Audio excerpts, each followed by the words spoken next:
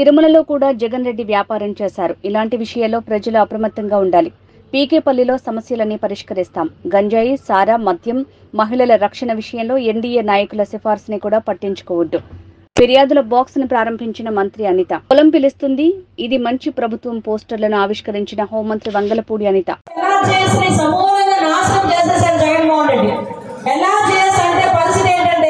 ఇప్పుడు ఆ party president ఉన్నా కూడా వాళ్ళందరికీ తెలుసు. పార్టీ ప్రెసిడెంట్ పరిస్థితి ఎలా ఉందంటే ఈరోజు సాయంత్రం డబ్బులు పడతాయి.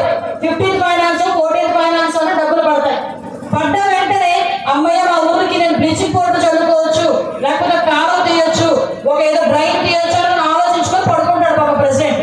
ఉదయం వేసరికి కట్ మొత్తం 20,000 అకౌంట్లో ట్రాన్స్ఫర్ అయిపోతుంది. కనీసం బ్లీచింగ్ పౌడర్ చల్లడానికి కూడా లాస్ట్ గవర్నమెంట్ లో పంచాయతీలకి పవర్లు లేకుండా పంచాయతీ ప్రెసిడెంట్లు అందరూ ఎందుకు వచ్చిన కర్మరా బాబు ఈ గవర్నమెంట్ అనుకుని ఎత్తిలోరు పాల్గొన్నారు. చాలా మాట్లాడుకుంటాం కానీ తిరుపతి దేవస్థానం తిరుపతి వెళ్ళామంటే దర్శనం చేసుకున్నామా అని అడిగిన తర్వాత అడిగే క్వశ్చన్ ఏంటి? ప్రసాదం ఏది అని అడుగుతాం. అవునా కదా?